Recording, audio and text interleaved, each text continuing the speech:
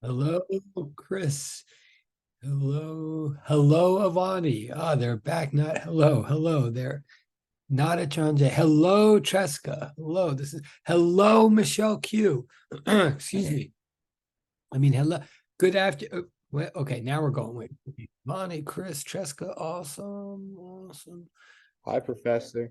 Hi, oh, I even got a vocal hi. Hello, excellent. Thank you. Okay, and hello, Michelle Q. Good afternoon, Yayun. Hello, Amanda. Wait, Amanda's welcome, Amanda. Oh, yes. Okay. Good to see you. Right. Okay.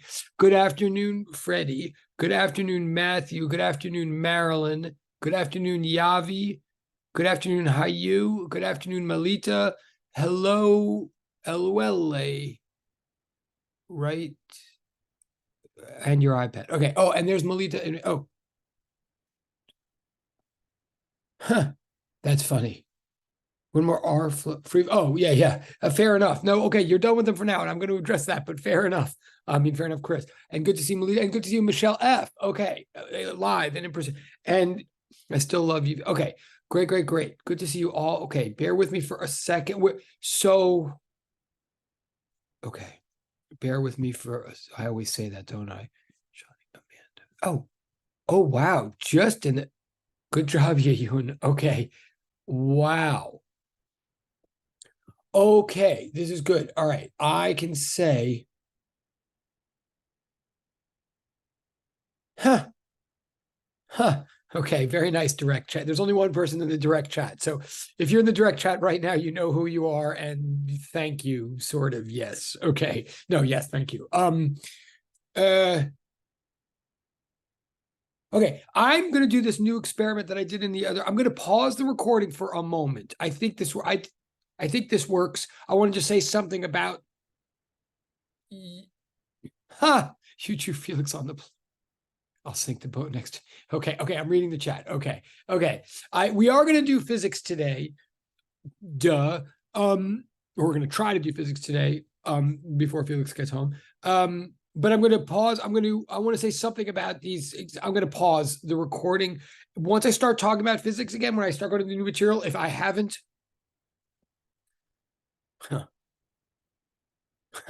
I can. That's funny. Yeah. All right. I'm going to pause I'm going to. Maybe I'll start pausing these recordings when Felix comes in. I don't know, but I'm going to pause it right now because I want to say. But as soon as I start talking about physics again, or as soon as I flip the page, and you see physics equations on the thing, then if it's not clear that I've resumed the recording, please remind me. I'm partly I'm doing this as an experiment because I realized they didn't used to have a pause function. They only had a stop, which means anyway, it doesn't matter. But in the interest of making these recordings more efficient, I'm going to see a therapist, and then I'm going to. Okay, so I'm pausing for. I'm going to resume the recording. Okay, so now we're going back to physics. We are returning to we're returning to the material, but it means we're starting a new chapter. We're starting a topic that you have already begun in lab because that's the way it goes. Because we're scientists, we play around with, tinker with sensory observations and measurements first, and then we try to make sense of them in the lecture. So you've already started playing with Newton's laws in the lab, I believe. Now we're going to start formalizing those laws and applying them to problem solving in the lecture context. Okay, there's three laws of motion. And again, I'm saying this with the knowledge that you've seen some of this in lab, and especially if you took AP physics or whatever, most of you in high school have heard of these laws of motion. Maybe you even heard of them in sixth grade. I'm presuming that you're familiar at some level with Newton's laws of motion, but now we got to make them more rigorous, put them in the context of this course, and use them to solve quantitative problems. Well, the law that really ends up facilitating our ability to solve quantitative problems is the second law. The second law drives physics forever from here on in.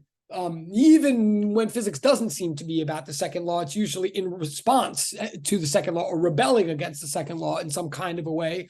So the second law is what carries our mathematical solving problem forever. It is a mathematical law. It's a mathematically expressed law. It's written right in the middle of the page right here. That's the second law.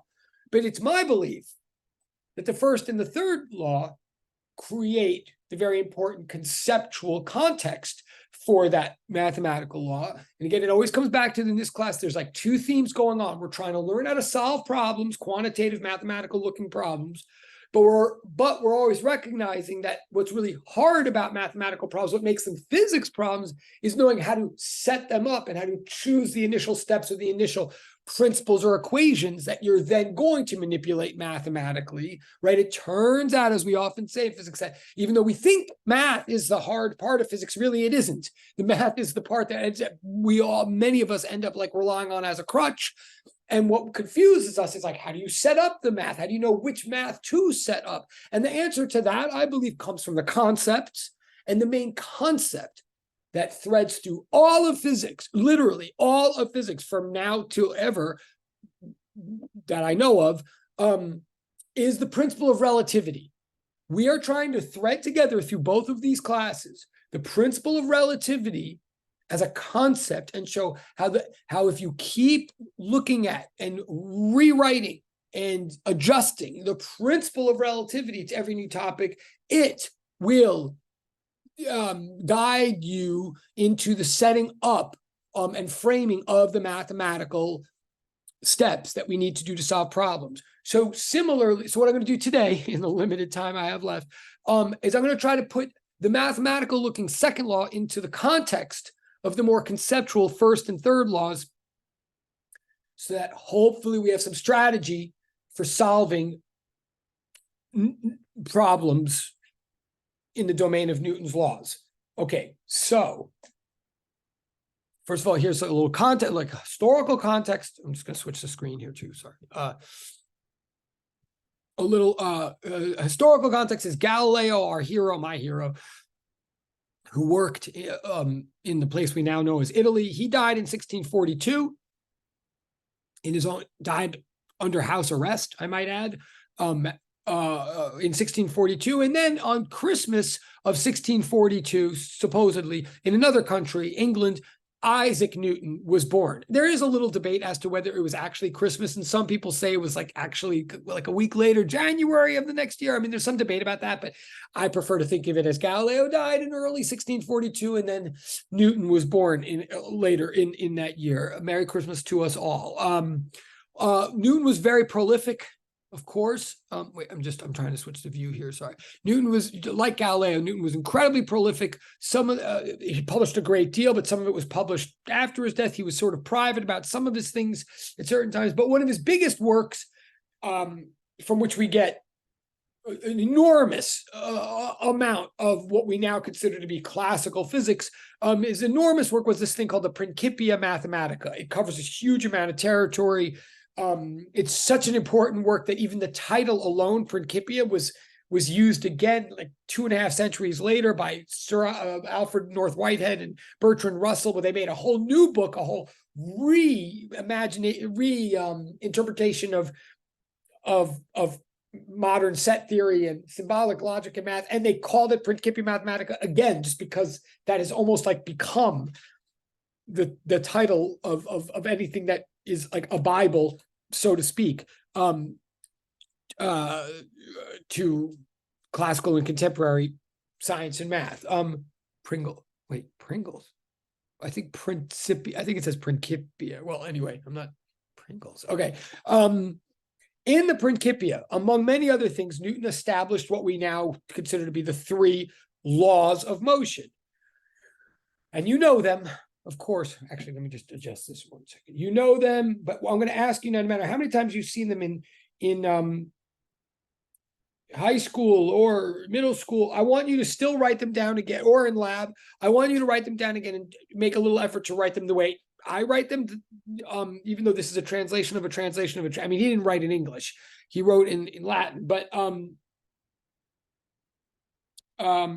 nonetheless, I want you to start thinking of these things in a maybe not the exact same way that you used to think of them. So first of all, what this says is Newton's first law, in my version of English, says unless subjected to a net external force. Net external force is a term that we will define a little bit more rigorously a little bit later, but unless subjected to a net external force, an object, a mass, at rest, stays at rest, and an object in motion stays in motion at constant speed in the same direction. Okay, now you've heard this a million times. I know that. But you've heard it different ways. And I'm not saying that any of my exact words is exactly perfect. They're not, and they're translations of translations of translations. But the important thing I want you to see right now, before we go to the second or third laws, I want you to see the structure of this law, the structure. It says, unless blah, blah, blah, blah, blah, blah, an object blah, blah, does this, and an object blah, blah, does this, right? Like, make a diagram or something in your notes, or a picture. Like, the structure of this law is, first, we have a constraint. First, we have here's the conditions under which this law does or does not apply, right? We're first saying, unless subjected to an object will, right? So first of all, we're saying, hang on, before we go into this law that we're talking about is a law that only applies to a certain set of conditions or a certain domain of discourse. And we want to be clear right away what that domain is. So the domain, so it says, unless subjected to a net external force. Now, again, I'm talking here. You may need to, I would suggest writing some of these things down. Net external force, I'm going to define a little bit more rigorously in a little bit. But approximately speaking, or casually speaking, by net external force, so please write this down, by external force, I mean influence from the outside, right? Influence from the outside. More specifically, I mean like a push or a pull from the outside. Outside of what? Outside of that object that we're talking about, okay? So external means from the outside. Force means influence or push or pull from the outside. Net, strictly speaking, means add everything up. It means total, but taking into account minus signs, taking into account direction. So net is what you get when you've added everything up, but you've taken into account that some things might be adding in the opposite direction from others, right? So like if you buy a bag of potato chips, the net weight of the potato chips right, it says at the bottom, like net weight 3 ounces or whatever, packed by weight, not by volume. Some settling might occur during shipping, whatever. If it says net weight at the bottom, what they're really saying is that they added up everything, the chips and the bag, but then they realized the bag, in effect, has a minus sign. The bag is not really what you're interested in when you're looking at the net weight of the chips. So in effect, they took the weight of the chips and they added to it a negative of the weight of the bag. Or in other words, they subtracted the bag weight and they gave you the leftover, the unbalanced, the resulting weight of the chips, right? That's what net weight means. So same thing in a physics context, maybe a little bit more precisely in a physics context. Net means what you get left over after you've added everything up, but incorporated quite possibly some negative signs. Yes? So that's net.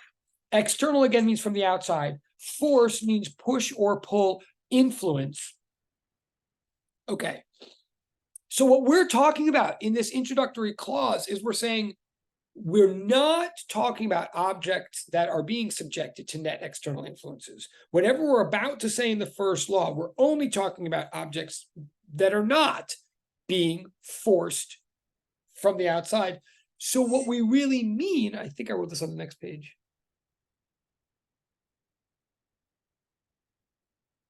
Well, yeah, what we really mean in that first clause is that we're talking about we're making a prediction about the natural motion of an object.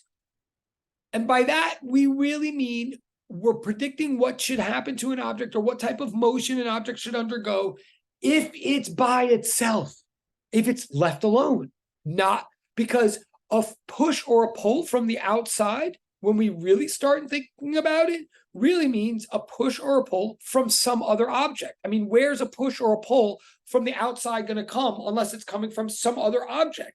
So I want you to know before we go any further that whatever the first law is predicting about the motion of an object, what it's trying to do is predict like a base case. The reason it's the first law is it's predicting how an object should move when nothing particularly interesting is going on at all. How an object should move if it's by itself. What type of motion is inherent to or expected of an object when it's not interacting with any other objects at all? Okay, that's the first thing. The first law is about how objects would move, how an object would move if it was the only object in town, so to speak. Okay, and I'm going to say, before we even get into what the prediction is, you might think that's a little bit unrealistic. Like, how often do we see objects that are by themselves, not interacting with any other objects at all? Not that often, right? In fact, it's a little hard, as we'll see in a second. It's sometimes hard for people to start to really picture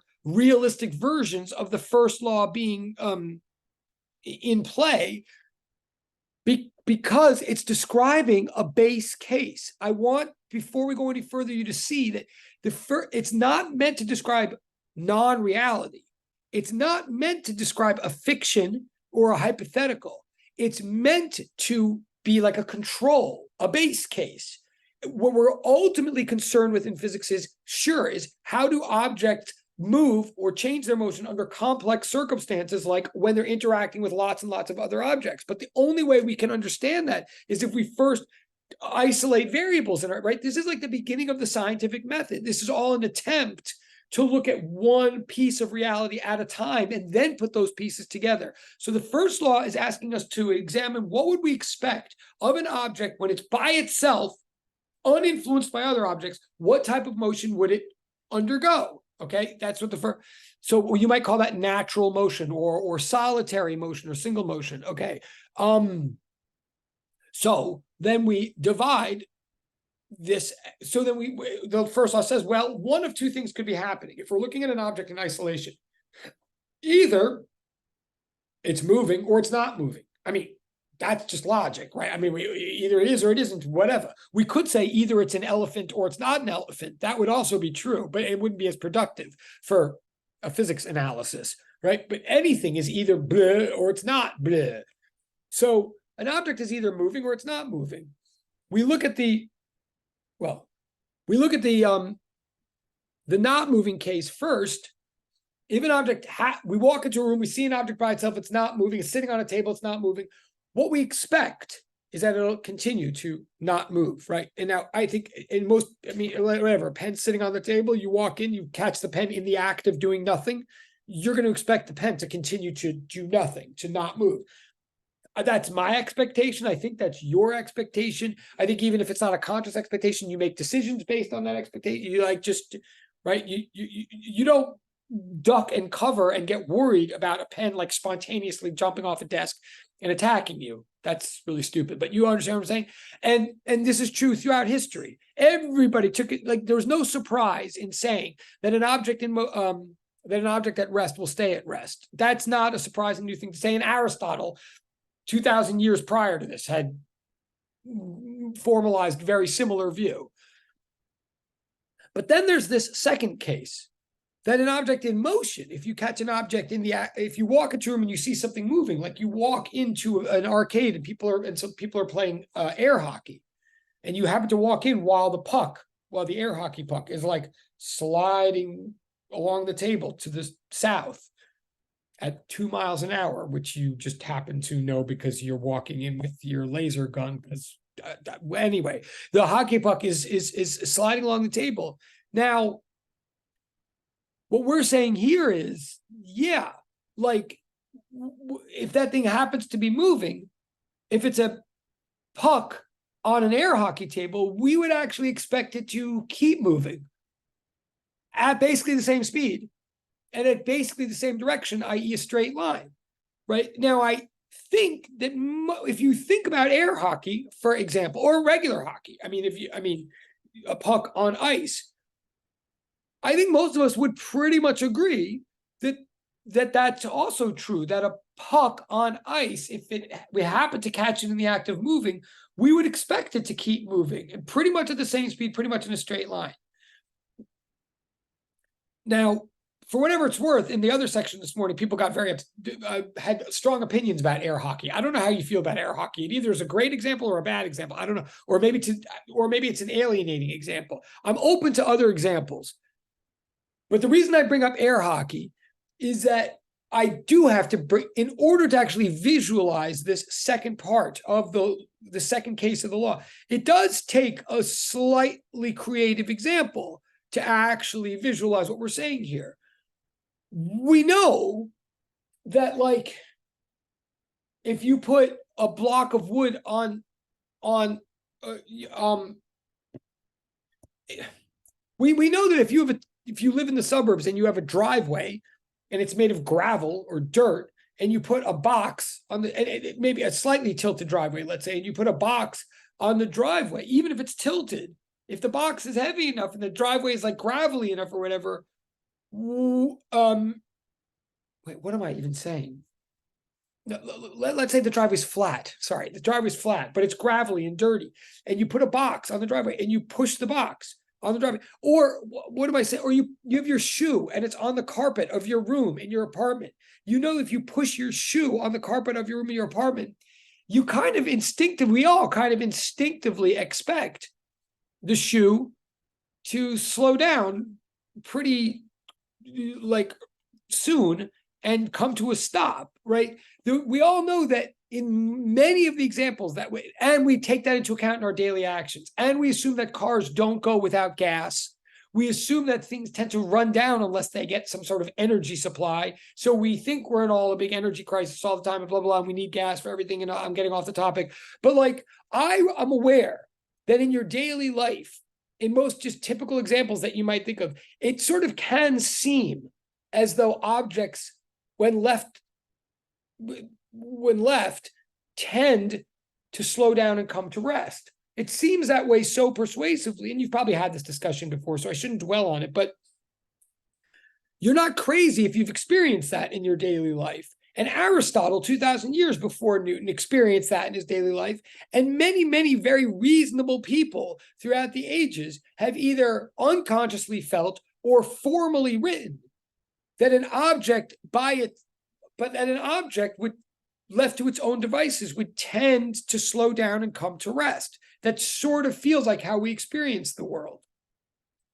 So this second case, the case of the object in motion, is the stronger, more surprising claim. To be blunt or to be historical, it's the second part of this law that kind of makes the law famous. No one really needed the first part of the law to be stated, and Aristotle had stated it 2,000 years ago. It's the second part that's a bit of a revolution. And goes against what earlier thinkers had published. So what does it say here? It says that the second case of Newton's first law is comparatively surprising. It's more surprising than the stationary case. First of all, so I'm just acknowledging it takes a little bit more effort to reproduce and picture in the measurable world. Like, in order to see what we're even talking about in the second case, you have to come up with kind of clean examples like air hockey. Right? It doesn't really just work, or it doesn't seem to work for a shoe on a carpeted floor. And it took more time in history to establish this. People were not saying this as such until then. What am I saying by this? I mean that the second case is the case, that an object in motion would tend to stay in motion at the same speed in the same direction. So I'm acknowledging that it's a little confusing, or I'm trying to acknowledge. Maybe I'm just making it more confusing. But I'm saying Newton's first law is, we're only talking about objects by themselves. Now, if we're talking about objects by themselves, they divide into two classes. The class of the object by sitting still, that one will continue to sit still. And then there's the object that's already moving. That object will continue moving at the same speed in a straight line. That's what we're saying. And I'm saying, well, that second part, that's kind of new. That's new enough. That's weird enough to be new, and it's new enough to be weird. Like, it's new enough that, am I really sure I believe it? Like, it seems to be true of it. And stop me again if you're not with me, but I'm saying it seems to be sort of true of air hockey, but it also sort of seems to be weird that I have to come up with air hockey in order to defend this example. So what's the deal? The deal is, in large part, that first part of the whole law. First part that says, wait, I want to look at objects by themselves now. From here on in, I want to look at what an object, I want to look at the base case of what would happen to an object if it was not being messed with by any other object, says Newton. And Newton says, look, when you slide your shoe across the carpet of your room in your apartment or something like that, when you toss your shoe and it goes for a little while and then it starts to slow down and stop, you might think to yourself, well, you see, shoes just naturally stop. They all want to come to rest. But Newton's saying, not really. What's bringing the shoe to rest is that there is another object in the world interfering with the shoe, and that object is called your carpet. It's coming to rest because a carpet is touching it and pushing it. And Newton's going to, and you might even say the friction from the carpet is exerting a force on the shoe and slowing it down, right? So Newton would say, or this would say, it's not the shoe by itself that's coming to rest. It's not that the shoe has any property to it that makes it want to come to rest. It's that the interference or the influence or the force or the push or the pull from the friction in the carpet is trying to bring it to rest. That's what's going on. And so Newton would say, so that's not what I'm talking about in the first law. I'm talking about a shoe that's not in the middle of a frictional environment. So that's why I want to ask you instead to think about like a hockey puck on ice or something like that. Now, you may say, as I certainly did somewhere in my brain when I was first hearing this, you might say, oh, here we go again in physics. I mean, are you kidding me? Like, okay. Like, and I'm sure you've heard this all before, but you might say, well, okay, yeah. All right. So, okay. So it's shoes don't want to come to rest. The carpet is bringing the shoe to rest. The friction in the carpet, it's the friction that's making the first law seem not true. The first law really is true, except when there isn't friction. But like, there's always friction in the real world, you might reasonably say. You might say, like, I'm much more in a world that has friction than living in an air hockey world. So like everywhere I look, there's objects, like it's really hard for me to come across an object that's by itself not engaging in friction. So like, even if I accept this as technically true, Yaverbaum, even if I say, okay, yeah, I get it. Like when you get rid of friction, then objects go on forever, like in outer space, they go on forever in a straight line, fine. But come on, I thought this was supposed to be science. I thought this was supposed to be about the world, and the world I live in has tons of friction in it. So why are we starting with a law that seems like totally like it's about Smurf Village, like, right? Like, I don't know if you're thinking that, but if you're thinking like, fine, I get it, but that doesn't seem to have anything to do with the world. So it doesn't seem to be scientific. So I really don't understand what the freaking point is. I don't know if you're saying that or not. I think I was at least half consciously saying that whenever I learned this. Well, here's the point. First of all, here's a question. So how does Newton come to believe or defend this second moving case in the measurable real world? Like, even if he believes it in Smurf Village, why is he saying this in the real world? I mean, especially if great thinkers before him didn't say it. Why? Well, first of all, part A, how he even comes to this conclusion, just sort of quickly, and how Galileo came to this conclusion, is a process called successive approximation. Oh, it's supposed to be successive approximation or successive approximations. That's not successful, successive, meaning one after another. The way Galileo and Newton came to even believe that this was not only sometimes true, but in fact a law,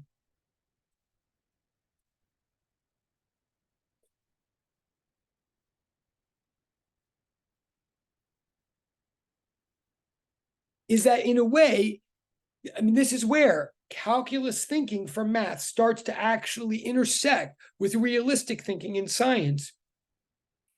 What a successive approximation is a trend going to the limit or a trend in the limit. In other words, part of where this idea is coming from, that an object by itself would continue on forever in a straight line at the same speed, is that if we look at your shoe on the carpet in your room and you're like, you drop your shoe and it like goes forward, but it stops pretty soon. And it slows down pretty soon and it comes to rest, right? We're like, oh, I think that maybe that's because of the friction in your carpet. And I'm trying to analyze a base case here. I'm trying to separate out all variables and start this thing called scientific method. So what I'm going to do, if I want to see what the shoe really is doing by itself, apart from the friction, what I might first do in in your apartment is first get smoother carpet, right, and see what happens then. Or even better, maybe get rid of the carpet and now put your shoe on a wooden floor. If I put your shoe, or maybe turn the shoe, like whatever, I put your shoe on a wooden floor now. And I do the same experiment again, maybe with a little bit more precision. I throw the shoe on a wooden floor, but maybe this time with like meter sticks and stopwatches or whatever. And I notice now that the floor is wooden, the shoe still doesn't go on forever at the same speed, but it does go a bit farther, right? It takes a little more time before it runs out of speed and stops, right? So then I polish down the wood floor and I notice that, or I wax it, and the shoe goes even farther. And then I replace the wood floor with ice, and the shoe goes even farther. And then I get a big Zamboni truck and start Zamboniing, which is not a verb, the ice, and smoothing the ice, make it really good.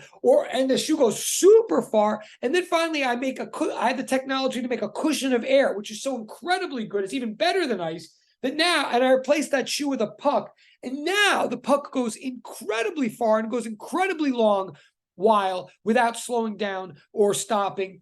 And does it go forever? Maybe not. I don't know, because I don't live forever. But I know this. If I get that air cushion smooth enough, now I can create a situation where for any practical purpose whatsoever, like for any threshold of measurement that I can finitely do in the lab, like any amount of time that I can sit and watch, or any number of millimeters per second of precision that I'm able to track or whatever, now I'm in a situation, or even better, any game of air hockey that I now play with you. Now I'm in a situation where for every practical purpose in the game, and for every measurement that can be made, that hockey puck does not lose any measurable amount of speed when it's going forward, and it doesn't stop until it hits a bumper or hits another hockey stick or whatever you call a hockey thing. And that's really important because now, right, and you know this, like if you go play air hockey in an arcade or whatever, like there's good tables and bad tables, but a bad table, you know it's bad. It's annoying. Like if the puck actually gets stuck in the middle of the table, you're like, well, I want my money back. This table's not doing what it's supposed to do. And I've experienced tables that do, right? So then you go over to a good table, and then Newton's first law is not just sort of like kind of true-ish as a description, but it absolutely governs every decision you would ever make in the game, right? It's like literally, as a practical, realistic matter, it becomes so true that if you're playing air hockey and you stand back there and the puck, and I hope you can picture what I mean by air hockey, and if not, like put it in the chat, but it's like hockey, right? Except you're standing at a table that's like blowing air. So it's like really smooth. And so that pucks really do this thing, right? And here's my like last point that I'm just because I know, I mean, what I'm trying to argue here, and then I'm going to move on. I know this second part of the first law is the surprise. It is the revolution. It's not what Aristotle thought, and it's not what like reasonable people think at first about the reasonable practical world. They think they can accept it as just like a idealized fiction, but then they think that's what physics is just idealized crap that has nothing to do with the real world. I'm here to say, no, if you actually want to care about the real world, if you're actually interested in the practical world of measurement and physical expectations, then when you play hockey, this thing, and hockey is just is normal world taken to the limit, right? It's just us separating out variables. It's not us saying friction doesn't exist. It's us saying, let's smooth down the friction effect as much as we can in the real world. And let's put friction over here for analysis of one kind, and let's put non-friction over here for analysis of another kind. And that kind is called the first law. When you're playing air hockey, when the puck is coming toward your goal,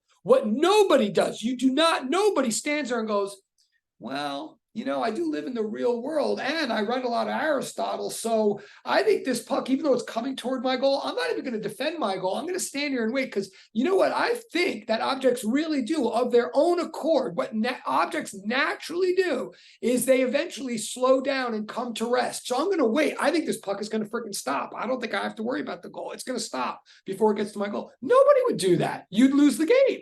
Right? What I'm saying is you don't just sort of believe this law. You take it into account in your decisions as long as we're in a context that the law is meant for, which is little intrusion from other objects. When there's no intrusion from other objects and the puck is coming toward you in air hockey, you absolutely, or at least I absolutely believe that puck is going to keep going in a straight line at a constant speed, and I better defend my goal if it's heading for the goal, because it ain't going to turn away or stop. Okay, enough of that. So I'm saying realistically, this law is realistic. It's just a very specific, it's asking for very controlled conditions in the realistic world. What are those controlled conditions? The controlled conditions are object by itself. The purpose of this law is a base state. It's to look at what an object, how an object would move when it's by itself, when it's not being interfered with another object like a carpet, so that once we know what to expect for an object moving by itself, then we can figure out what to do when objects are interacting with each other, which is the second law, okay? But one last thing. Here's the most important. I know it's just like yelling about air hockey for no, whoa. Yeah, actually, no, that's funny. I'm glad you're at least paying attention. The truth is, I play air hockey with my older son, or I used to a lot. And yeah, it does get intense. Actually, that is true. Felix is a little too. You've met Felix enough to know we don't put weapons in his hand. We just put Joy-Cons in his hand and we run. But okay. But now the other thing, and I get all defensive about this, but the other real thing. Like the first law is kind of a revolution. It says something that seems counterintuitive, but here's the real point of why. If you really think about really why Newton published the first law, or like memorialized the first laws, what he was really doing is paying homage to his predecessor, Galileo. If you really think, this will be another test of whether you're really understanding this Galileo principle of relativity. What I'm really here to say is Galileo's principle of relativity will keep on coming up in physics in different forms. Different tweaks that show different applications of the one and same idea. This Newton's first law is really GPR form number 6. Like, honestly, if you really think about it, you can't, if you really accept or understand the idea that the earth moves without feeling it, without us feeling it, then you actually have to accept the idea that objects in motion stay in motion in a straight line. Air hockey or no air hockey, because what the first law is really saying is objects at rest maintain constant velocity. They won't change their velocity from 0. They won't accelerate. Objects not at rest will do the exact same thing.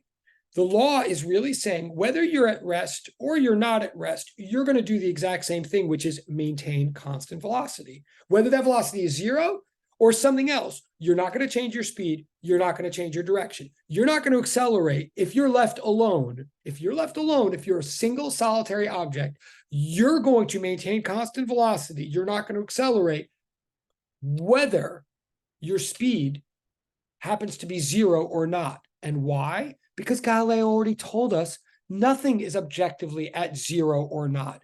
Any object left alone is necessarily going at 0 relative to itself. And any object not left alone is necessarily not going 0 relative to somebody who's watching and not in a different frame of reference, right? There's no such thing as an object left alone objectively being at rest or moving. And if you really take that seriously, then it has to be the case that whatever objects that are at rest do, objects not at rest have to do, because they're the same objects, because whether you're at rest or not is just in the eye of the beholder. I'm going to quickly try to explain this one other way, then I'm going to move on. But really, this is a deep point. I'm saying you'll really know that physics is starting to come together for you if you start to realize, and I know many of you know the first law. I'm not pretending that I'm the first person ever saying it to you. I know you've heard the first law, and many of you maybe already in high school went through this little debate in your head of whether the first law is like realistic or not. What I'm here to say to you is it's freaking realistic. If you think the first part of the law is realistic, that objects at rest don't spontaneously start moving out of nowhere, then the second part is actually literally just exactly as realistic as the first part. Objects by themselves do not spontaneously start slowing down or hooking left or speeding up. How can I say that? Because think about it.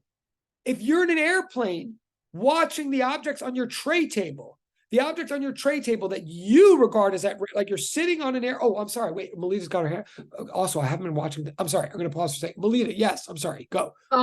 Just a quick question. What does it say? It says VAA 3 equals sign 0. What's after that? Oh yeah, and then after that is an really good question. Thank you. Sorry. After that's an exclamation point, a bad exclamation point. Sorry, like a very Thanks so much. yeah, thank you. Yeah, and what I'm trying to say by that, and I know I'm like yelling and screaming, and part of it is I'm just like I'm trying to not to do too much math today, so we can all have like kind of a break. And by the way, you have no homework tonight. That's also the least we can do in honor of the exam you just took. But I mean, do the game turn thing, please. But and I'm not just talking to Melita, I'm talking to everybody, obviously. But I'm talking most to Melita because she's participating the most right now. No, I'm saying this. I'm saying, like, seriously, sit on an airplane that's cruising, that's going constant velocity, like where it's like you see. Yeah, no, I knew. I actually thought about that. I'm sorry, and Chris, yes, and Chris. It's all about right. Yes. I'm such a terrible person. I fire myself. And in case I forget for 5 minutes that I am a terrible person, we know who's going to be home in 5 minutes to remind me. If you're on an airplane and you're cruising, I mean, you're going constant velocity. Like the captain has said, it's safe for you to take off your seatbelts and move freely about the cabin and complain about the movie, right? If you're in the airplane in that situation and you look on your tray table and there's an object and there's like a bag of peanuts on your tray table, of course. So to you, the peanuts are at rest, right? So you don't expect the peanuts to just spontaneously jump back at you off the table. Of course, you expect them to stay still. You don't expect them to change their motion at all, right? But to anybody on the ground watching you, like if you have a webcam or whatever, anybody on the ground, they don't think those peanuts are at rest. They don't observe those peanuts to be at rest. They observe those peanuts to be in motion. So if those peanuts started slowing down from their perspective, that would be unnatural. If the peanuts started slowing down at like coming, that would mean they start coming toward you in the seat. They'd be like, what? In other words, they don't expect those peanuts to stay still. If those peanuts got still, stopped moving, while they would assume something weird happened in the airplane. They expect those peanuts to keep going at a constant speed and a constant direction, right? And you might say, oh, but that's a trick because you're in an airplane and they're on the. But if you're not an airplane, then you're on Earth, and the same thing applies, right? The point is, nothing is objectively still in the universe. Everything is still from someone's perspective, but moving from someone else's. So whatever we expect, if we're in a perspective where something looks still to us, so we don't expect it to spontaneously slow down, speed up, or turn, that means there's someone else in the universe watching that thing that doesn't expect it to spontaneously to slow down. They expect it to keep going at the same speed, right? Motion is in the eye of the beholder. So there's no such thing as the one case of, like, the case of something being still is equivalent to the case of something being moving. There's no, as long as we're talking about solitary objects, no solitary object has an objective speed in and of itself. All speeds are relations to other objects. So long way of saying, very long way of saying, but I'm trying to drum in. This law, I don't know how you felt about it before. I don't know how you feel about it now, but I'm saying this law naturally it follows from Galileo's principle of relativity. If you buy the idea that the Earth could be moving at 65,000 miles an hour all the time, and you not feel it at all, and you look at the ground and act like the ground is still, then you're totally accepting both parts of Newton's first law. And that's all Newton's first law is saying, is Galileo's principle is now a law. It's our base case. What is it really saying?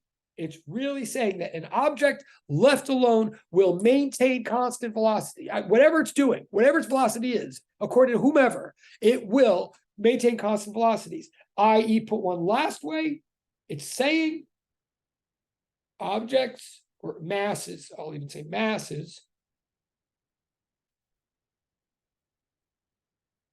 don't spontaneously accelerate. We don't expect a mass that is by itself solitary masses.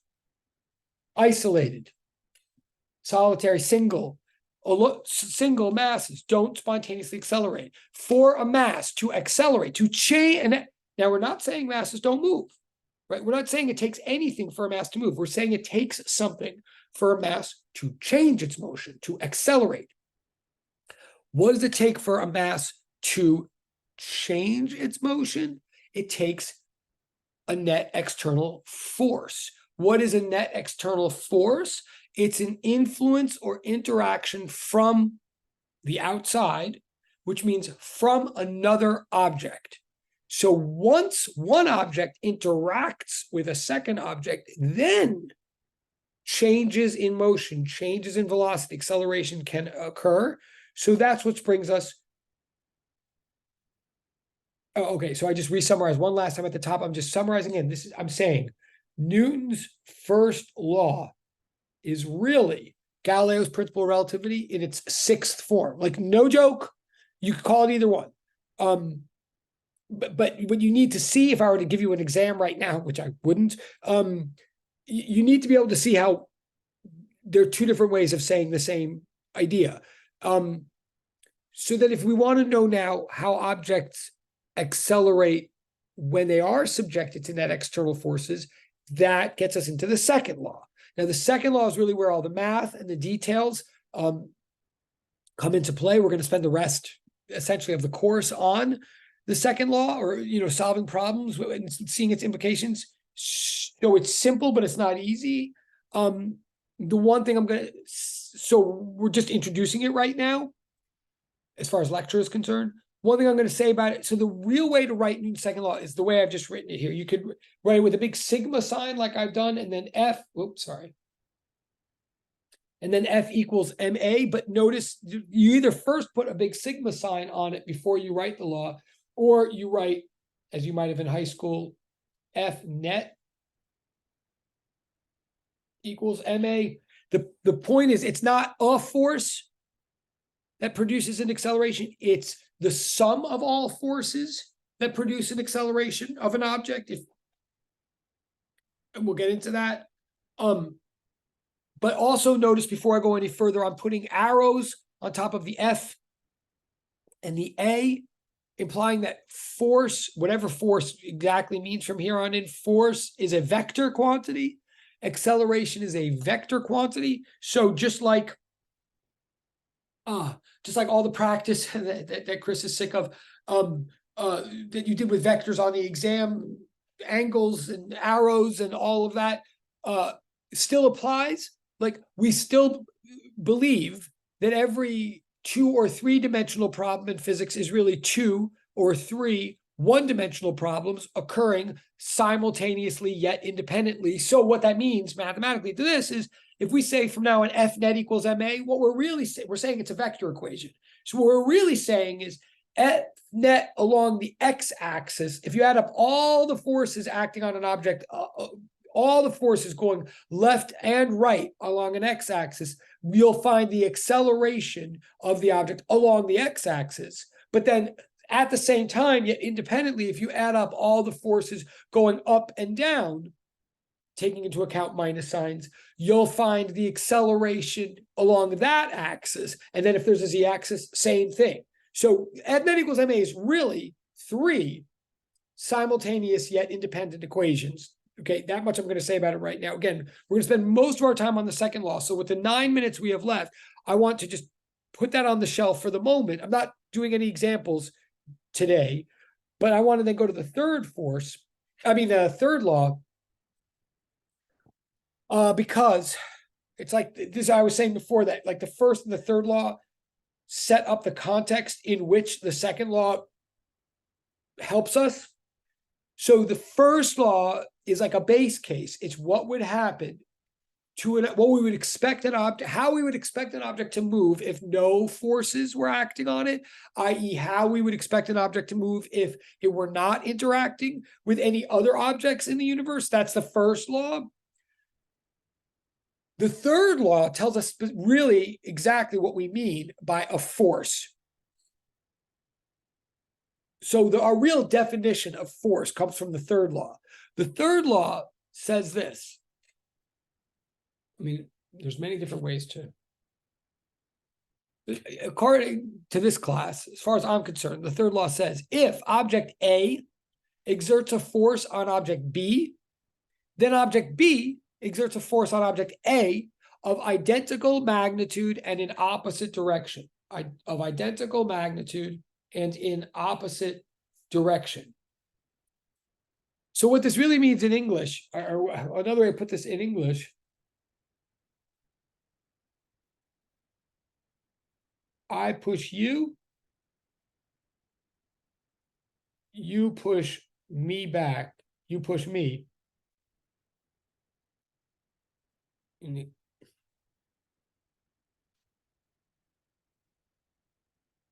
With the same strength. That's really what we're saying. If I push you, then you push me with the same strength.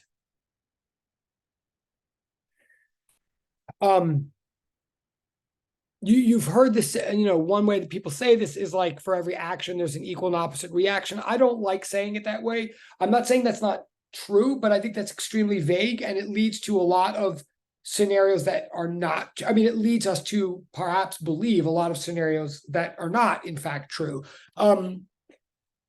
Which I don't necessarily, do I want to get into right now? Well, I sort of will get into right now.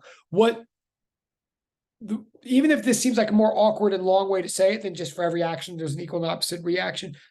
This is what we're trying to say. That, in other words,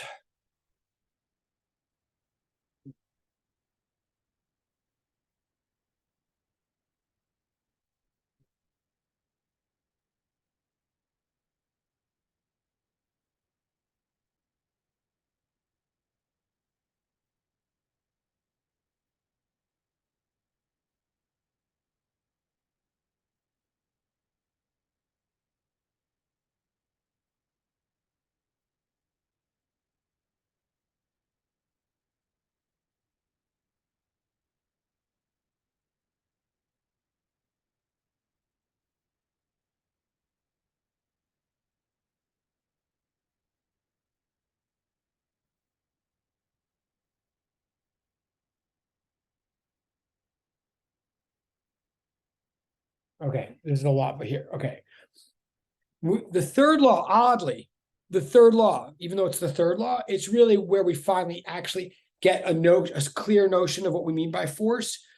Up until now, we're using the word force, just kind of assuming that we sort of understand what we mean, like some kind of influence. But here we nail down specifically what the nature of that influence is. A force is a symmetric interaction between two objects. A force is not a property of one. A force is not a property of one object. A force is not something that anything ever has. I don't have a force. Despite Star Wars, like a baseball doesn't have a force. A baseball bat doesn't have a force. A baseball bat can exert a force onto a baseball. A baseball bat, in other words, can push a baseball. And similarly, a baseball can push a baseball bat. In fact, if a baseball bat pushes a baseball, what we believe is necessarily the baseball pushes the baseball bat with exactly the same strength in the opposite direction. A force is an interaction between two objects, always. It is a symmetric interaction. It is one object pushes the other pushes the one, and or one object pulls the other pulls the one. A force, in other words, is a push or a pull between two objects. If you want to know whether there's a force like happening, look first of all to see, do you see two objects? Are they interacting with each other? That is to say, are they pulling each other or pushing each other?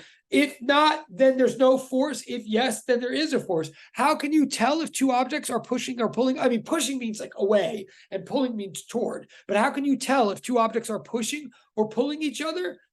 In all cases, with one exception, in mechanics, in this course, in this area of physics, in all cases, with exactly one exception, the way you tell if two objects are pushing or pulling each other is if there's physical contact, if they're touching. If one object is touching another object, then they're exerting forces, and that's definitely true. If you see one object touching another, a baseball bat touching a ball, a car touching a truck, a car touching the ground touching a car. If one thing is touching another thing, then those two things are either pushing each other or they're pulling each other. They are exerting forces on each other. And there's no exception to that. There's no exception to saying if they're touching. then they're exerting forces. The exception goes in the other direction. There's one case where two objects could pull on each other without touching, and that's gravity. Somehow the Earth seems to be able to pull on things without, we'll get into that, obviously, but it's a very important, big exception, but it is one exception in mechanical physics.